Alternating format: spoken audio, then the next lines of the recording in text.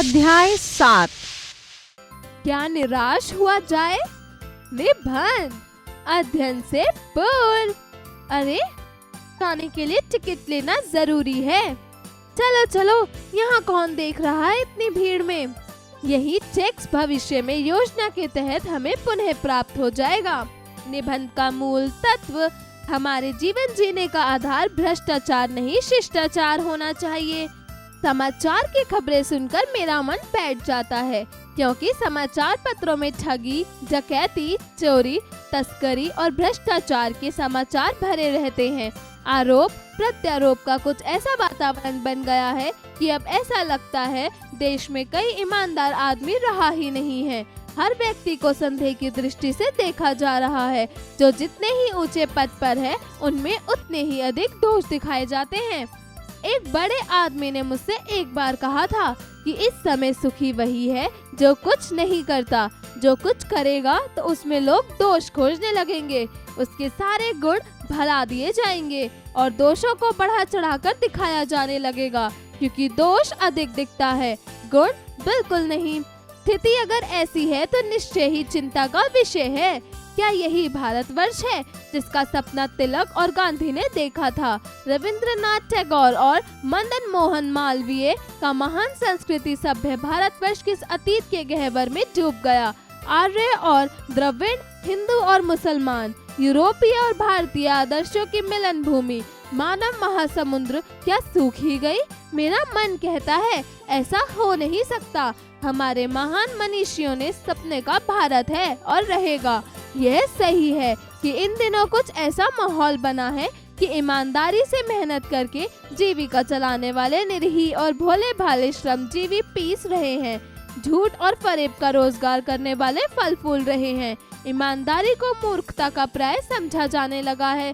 सच्चाई केवल भीरू और बेबस लोगों के हिस्से पड़ी है। ऐसी स्थिति में जीवन के महान मूल्यों के बारे में लोगों की आस्था ही हिलने लगी है। लेकिन ऊपर ऊपर जो कुछ दिखाई दे रहा है वही हाल की मनुष्य निर्मित नीतियों की त्रुटियों की देन है। सदा मनुष्य बुद्धि नई परिस्थितियों का सामना करने के लिए नए सामाजिक विधि निषेधों को बनाती है। उनके ठीक साबित न होने पर उन्हें बदलती है। नियम कानून सबके लिए एक जैसे बनाए जाते हैं, पर कभी कभी ये नियम सबके लिए सुखकर नहीं होता। सामाजिक कायदे कानून कभी युग युग से परीक्षित आदर्शों से टकराते हैं। इससे ऊपरी सतह आलोड़ित भी होती है, पहले भी हुई है, आगे भी होगी। उसे देखकर हताश हो जाना ठीक नहीं है। भारतवर्ष में कभी भी भौतिक वस्तुओं के संग्रह को बहुत अधिक महत्व नहीं दिया है। उसकी सृष्टि से मनुष्य के भीतर जो महान आंतरिक तत्व स्थिर भाव से बैठा हुआ है वही चरम और परम है। लोभ, मोह, काम, क्रोध आदि विकार मनुष्य में स्वाभाविक रूप से विद्यमान रहते हैं, पर उन्हें प्रधान शक्ति मान लेना और अपने मन तथा बुद्धि को उन्हीं के इशारे पर छोड़ देना उचित नहीं, बहुत निकृष्ट आचरण है। भारतवर्ष में कभी भी उन्हें माना गया। उन्हें सदा संयम के बंधन से बांधकर रखने का प्रयत्न किया है, परंतु भूख की अपेक्षा नहीं की जा सकती, बीमारी के लिए दवा की उपेक्षा नहीं की जा सकती, गुमराह को ठीक रास्ते पर ले जाने के उपायों की अपेक्षा नहीं की जा सकती। हुआ यह है कि इस देश के करोड़ों दरिद्रजनों की हीन अवस्था को दूर करने के लिए ऐसे अनेक कायदे कानून बनाए गए हैं जो कृषि, उद्योग, वाणिज्य, शिक्षा और स्वास्थ्य की स्थिति को अधिक उन्नत और सुचारू बनाने के लक्ष्य से प्रेरित हैं। परंतु जिन लोगों को इन कार्यों में लगना है उनका मन सदा पवित्र नहीं होता। प्राय वे ही इस लक्ष्य को भूल जाते हैं और अपने ही सुख सुविधा की ओर ज्यादा ध्यान लेने लगते हैं। व्यक्ति सदा आदर्शों द्वारा चालित नहीं होता। जितने बड़े पैमाने पर इन क्षेत्रों में मनुष्य की उन्नति के विधान बनाए गए हैं, उतना ही मात्रा में लोभ, मोह जैसे विकार भी विस्तृत होते गए। लक्ष्य की बात भूल गए, आदर्शों को मजाक का विषय बनाया गया और संयम को दकियानुसी मान लिया गया। परिणाम जो होना था वह हो रहा है। यह कुछ थोड़े से लोगों के बढ़ते हुए शोभ का नतीजा है, परंतु इससे भारतवर्ष के पुराने आदर्श और भी अधिक स्पष्ट रूप से महान और उपयोगी दिखाई देने लगे हैं। भारतवर्ष सदा कानून को धर्म के रूप में देखता आ रहा है। आज एकाएक कानून और धर्म में अंतर कर दिया गया है। धर्म को धोखा नहीं दिया जा सकता। कानून को दिया जा सकता है। यही कारण है जो लोग धर्मभीरू हैं, वे कानून की त्रुटियों से लाभ उठाने में संकोच नहीं करते।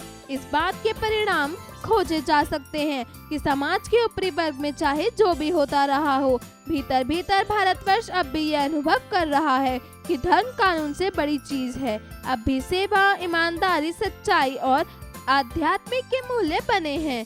वे दब अवश्य गए हैं लेकिन नष्ट नहीं हुए हैं। आज भी वे मनुष्य से प्रेम करता है, महिलाओं का सम्मान करता है, झूठ और चोरी को गलत समझता है, दूसरों को पीड़ा पहुंचाने को पाप समझता है। हर आदमी अपने व्यक्तिगत जीवन में इस बात का अनुभव करता है और समाचार पत्रों में जो भ्रष्टाचार के प्रति इतना आक्रोश है, वे यही साबित करता है कि हम ऐसी चीजों को गलत समझते हैं और समाज में उन तत्वों की प्रतिष्ठा कम करना चाहते हैं जो गलत तरीके से धन या मान संग्रह करते हैं। दोषों का पर्दाफाश करना बुरी बात नहीं है।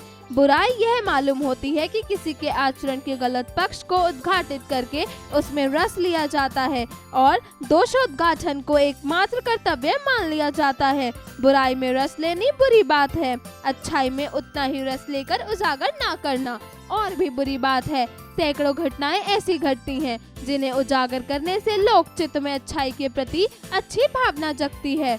एक बार रेलवे स्टेशन पर टिकट लेते हुए गलती से मैंने 10 की बजाय 100 रुपए का नोट दिया और मैं जल्दी जल्दी गाड़ी में आकर बैठ गया। थोड़ी देर में टिकट बाबू उन दिनों के सेकंड क्लास के डब्बे में हर आदमी का चेहरा पहचानता हुआ उपस्थित हुआ। उसने मुझे पहचान लिया और बड़ी विनम्रता के साथ मेरे हाथ में 90 रुपए रख दिए और बोला, यह मेरी बहुत बड़ी गलती थी, आपने भी नहीं देखा, मैंने भी नहीं देखा। उसके चेहरे पर विचित्र संतोष की गरिमा थी। मैं चकित रह गया। कैसे कहूँ कि दुनिया में सच्चाई और ईमानदारी लुप्त हो गई है। वैसे अनेक अवांछित घटनाएं भी हुई हैं, परंतु यह एक घटना ठगी और वंचना की अनेक घटनाओं से अधिक शक्तिशाली है। एक बार मैं बस में यात्रा कर रहा था। मेरे साथ मेरी पत्नी और 3 बच्चे भी थे। बस में कुछ खराबी थी, रुक रुक कर चलती थी। गंतव्य से कोई 8 किलोमीटर पहले ही एक निर्जन सुनसान स्थान में बस ने जवाब दे दिया। रात के कोई 10 बजे होंगे। बस में यात्री घबरा गए। कंडक्टर तुरंत एक साइकिल लेकर चलता बना। लोगों को संदेह हो गया कि हमें धोखा दिया जा रहा है। बस में बैठे लोगों ने तरह तरह की बातें शुरू कर दी। किसी ने कहा यहाँ डकैती होती है। 2 दिन पहले इसी तरह एक बस को लूटा गया था। परिवार सहित अकेला मैं ही था। बच्चों पानी पानी चिल्ला रहे थे। पानी का कहीं ठिकाना ना था। ऊपर से आदमियों का डर समा गया था। कुछ नौजवान ने ड्राइवर को पकड़कर मारने पीटने का हिसाब बनाया। ड्राइवर के चेहरे पर हवाइयाँ उड़ने लगी। लोगों ने उसे पकड़ लिया। वह बड़े कातर ढंग से मेरी ओर देखने लगा और बोला, हम लोग बस का कोई उपाय कर रहे हैं, बचाइए, ये लोग मारेंगे। डर तो मेरे मन में भी था, पर उसकी कातर मुद्रा देखकर मैंने यात्री को समझाया कि मारना ठीक नहीं है, परंतु यात्री इतने घबरा गए कि मेरी बात सुनने को तैयार नहीं हुए। कहने लगे, इसकी बात में मत आइए, धोखा दे रहा है। कंडक्टर को पहले ही डाकियों के यहाँ भेज दिया है। मैं भी बहुत भयभीत था, पर ड्राइवर को किसी तरह मारपीट से बचाया। 1.5-2 घंटे बीत गए। मेरे बच्चे भोजन और पानी के लिए व्याकुल थे। मैं और मेरी पत्नी की हालत बुरी थी। लोगों ने ड्राइवर को मारा तो नहीं, पर उसे बस से उतारकर एक जगह घेर कर रखा। कोई भी दुर्घटना होती है तो पहले ड्राइवर को समाप्त कर देना, उन्हें उचित जान पड़ा। मेरे गिड़गिड़ाने का कोई विशेष असर नहीं पड़ा। उसी समय क्या देखता हूँ कि एक खाली बस चली आ रही है और उसमें हमारा कंडक्टर भी बैठा हुआ है। उसने आते ही कहा, अड्डे से नई बस लाया हूँ, इस बस पर बैठिए। वह बस चलने लायक नहीं है। फिर मेरे पास एक लोटे में पानी और थोड़ा दूध लेकर आया और बोला, पंडित जी, बच्चों का रोना मुझसे देखा नहीं गया, यही दूध मिला तो थोड़ा लेता आया। यात्रियों में फिर जान आई। सबने उससे धन्यवाद किया, ड्राइवर से माफी मांगी और 12 बजने से पहले ही सब लोग बस अड्डे पहुँच गए। कैसे कहूँ कि मनुष्यता एकदम समाप्त हो गई। कैसे कहूँ कि लोगों में दया ममता रह ही नहीं गई। जीवन में जाने कितनी ऐसी घटनाएं हुई हैं जिन्हें मैं भूल नहीं सकता। ठगा भी गया हूँ, धोखा भी खाया है, परंतु बहुत कम स्थलों पर विश्वासघात नाम की चीज मिलती है। केवल उन्हीं बातों का हिसाब रखो जिनमें धोखा खाया है, तो जीवन कष्टकर हो जाएगा। परंतु ऐसी घटनाएं भी बहुत कम नहीं है जो लोगों ने अकारण सहायता की है, निराश मन को ढांढस दिया है और हिम्मत बढ़ाई है। कविवर रविंद्रनाथ टैगोर ने अपनी प्रार्थना गीत में भगवान से प्रार्थना की थी कि संसार में केवल नुकसान ही उठाना पड़े, धोखा ही खाना पड़े तो ऐसे अवसरों पर भी हे प्रभु मुझे ऐसी शक्ति दो कि मैं तुम्हारे ऊपर संदेह न करूं। मनुष्य की बनाई विधियां गलत नतीजे तक पहुंच रही हैं, तो इन्हें बदलना होगा। वस्तुतः आए दिन इन्हें बदला भी जा रहा है, लेकिन अब भी आशा की ज्योति बुझी नहीं है। महान भारतवर्ष को पाने की संभावना बनी हुई है और बनी रहेगी। मेरे मन निराश होने की जरूरत नहीं है। शब्दार्थ दक्यानुस अर्थात पुराने विचार वाला, दोष उद्घाटन अर्थात कमियों को प्रकट करने वाला, कातर मुद्रा अर्थात डरे हुए व्यक्ति की मुख मुद्रा, परीक्षित अर्थात कसौटी पर आजमाया हुआ, भीरू अर्थात डरपोक, निर्ही अर्थात असहाय, अवंचित अर्थात अनचाही। उच्चारण करें। आस्था, प्रतिष्ठा, विकार, विश्वासघात, दुर्घटना, श्रमजीवी, परिस्थितियों, विनम्रता। अध्यापन संकेत, शिक्षक शिक्षिका निबंध के माध्यम से बच्चों को जीवन में निराश न होने का सुझाव दें। अभ्यास कार्य, जरा बताइए। प्रश्न 1, दिए गए प्रश्नों के उत्तर बताइए। क, लेखक का मन क्या सुनकर बैठ जाता है? उत्तर, लेखक का मन समाचार की खबरों को सुनकर बैठ जाता है। ख, आजकल हर व्यक्ति को किस दृष्टि से देखा जाने लगा है? उत्तर, आजकल हर व्यक्ति को संदेह की दृष्टि से देखा जाने लगा है। ग, चिंता का विषय कब देखने लगता है? उत्तर, जब सारे गुणों को भूलकर दोषों को उजागर किया जाए तो निसंदेह चिंता का विषय दिखने लगता है। घ, मूर्खता का प्राय किसे समझा जाने लगा है? उत्तर, ईमानदारी को मूर्खता का प्राय समझा जाने लगा है। जरा लिखिए। प्रश्न 2, दिए गए प्रश्नों के उत्तर लिखिए। क, लोगों की आस्था किन जीवन मूल्यों पर हिलने लगी है? उत्तर, झूठ और फरेब का रोजगार फैलने फूलने और सच्चाई केवल जब बेबस और भीरू लोगों के हिस्से आती है, तो ऐसी स्थिति में जीवन मूल्यों के प्रति लोगों की आस्था हिलने लगती है। ख, लेखक हताश न होने का सुझाव क्यों दे रहा है? उत्तर, लेखक हताश न होने का सुझाव इसलिए दे रहा है क्योंकि स्थितियां भले कितनी भी खराब क्यों ना हो गई हों, फिर भी आज लोगों के भीतर दया ममता कहीं नहीं है। मनुष्य पूरी तरह समाप्त नहीं हुई है। ग, आजकल कौन से लोग कानून की त्रुटियों से लाभ उठाने के अवसर ढूंढते हैं? उत्तर, ऊंचे पद पर बैठे लोग आजकल कानून की त्रुटियों से लाभ उठाने के अवसर ढूंढते हैं। घ, लेखक ने कानून और धर्म की व्याख्या किस प्रकार की है? उत्तर, भारतवर्ष सदैव कानून को धर्म के रूप में देखता आ रहा है। आज एकाएक कानून और धर्म में अंतर देखा जा सकता है, क्योंकि धर्म को धोखा नहीं दिया जा सकता, परंतु कानून को आसानी से दिया जा सकता है। यही वजह है कि धर्म भीरू लोग कानून का लाभ उठाने में संकोच नहीं करते। प्रश्न 3, सही शब्द चुनकर खाली स्थान भरिए। क, प्राय अखबारों में ठगी, डकैती और डैश के समाचार भरे रहते हैं। उत्तर, भ्रष्टाचार। ख, जब डैश अधिक दिखता है तब डैश नहीं। उत्तर, दोष गुण। ग, डैश सबके लिए एक जैसा बनाए जाते हैं। उत्तर, नियम कानून। घ, दुनिया में डैश और ईमानदारी लुप्त हो गई है। उत्तर, सच्चाई। प्रश्न 4, सही मिलान कीजिए। क, आरोप। उत्तर, प्रत्यारोप। ख, नियम। उत्तर, कानून। ग, मनुष्य। उत्तर, बुद्धि। घ, दक्यानुसी। उत्तर, विचार। जरा सोचिए। प्रश्न 5, धर्म कानून से ऊपर है या कानून धर्म से? कक्षा में इस विषय पर चर्चा करते हुए अपने विचार प्रकट कीजिए। प्रश्न 6, आजकल प्रत्येक व्यक्ति दोषी नजर क्यों आता है? अपने शब्दों में स्पष्ट कीजिए।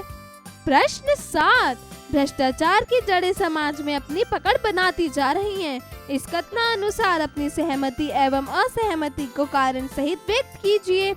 प्रश्न 8, आजकल श्रमजीवी गुजर बसर में लोगे हैं और भ्रष्ट फल फूल रहे हैं। इस विषय पर कक्षा में संवाद कीजिए। जरा भाषा पर गौर कीजिए। प्रश्न 9, दिए गए शब्द समूहों के लिए एक एक शब्द लिखिए। क अनुकरण करने योग्य, उत्तर अनुकरणीय। ख जिसका कोई दोष न हो, उत्तर निर्दोष। ग जो किसी का पक्ष ना हो, उत्तर निष्पक्ष। घ जो नष्ट ना हो, उत्तर नश्वर। प्रश्न 10 दिए गए शब्दों का वर्ण विच्छेद करके लिखिए। क अधिकार, ख परीक्षा, ग भ्रष्टाचार, घ सच्चाई। प्रश्न 11 संधि कीजिए। क सधा जमा एव, उत्तर सदैव। ख पर जमा उपकार, उत्तर परोपकार। ग ने जमा एका, उत्तर नेकी। घ अति जमा आवश्यक, उत्तर अति आवश्यक। प्रश्न 12 दिए गए शब्दों का वाक्य प्रयोग कीजिए। क अनिवार्य, उत्तर कोरोना से बचने के लिए मास्क पहनना सभी के लिए अनिवार्य होना चाहिए। ख आदेश, उत्तर अपने से बड़ों द्वारा मिले गए आदेश को आज्ञा मानकर पालन में लाना चाहिए। ग आवश्यक, उत्तर कपड़ा, रोटी और मकान सभी के लिए आवश्यक जरूरतें हैं। घ अभिमान, उत्तर अभिमान होना अच्छी बात होती है परंतु घमंड होना नहीं। प्रश्न 13 निर्देश अनुसार वाक्य बदलिए। क यहाँ कितना भ्रष्टाचार है, विस्मयवाचक में, उत्तर यह कितना भ्रष्टाचार है। ख शाम तक वापस दे जाना, निषेध वाचक में, उत्तर शाम तक वापस नहीं दे जाना। ग शायद आज नेता आए, प्रश्नवाचक, उत्तर शायद आज नेता आए। जरा रचनात्मक कार्य कीजिए। प्रश्न 14 आपके साथ हुई किसी ऐसी घटना का वर्णन कीजिए जिसने भ्रष्टाचार को बढ़ावा दिया हो। प्रश्न 15 मैथिली शरण गुप्त जी की निम्नलिखित पंक्तियों को भावार्थ लिखिए। नर हो न निराश, करो मन को, कुछ काम करो कुछ काम करो, जग में रहकर कुछ नाम करो, यह जन्म हुआ इस अर्थ अहो, समझो इसको यह व्यर्थ ना हो, कुछ तो उपयुक्त करो तन को, नर होना निराश करो मन को। जीवन कौशल एवं मूल्य परक प्रश्न। प्रश्न 16 ईमानदारी और सच्चाई का कद व्यक्ति एवं प्रत्येक पद से ऊंचा होता है। आप इन मूल्यों को अपने जीवन में किस प्रकार आत्मसात करना चाहेंगे?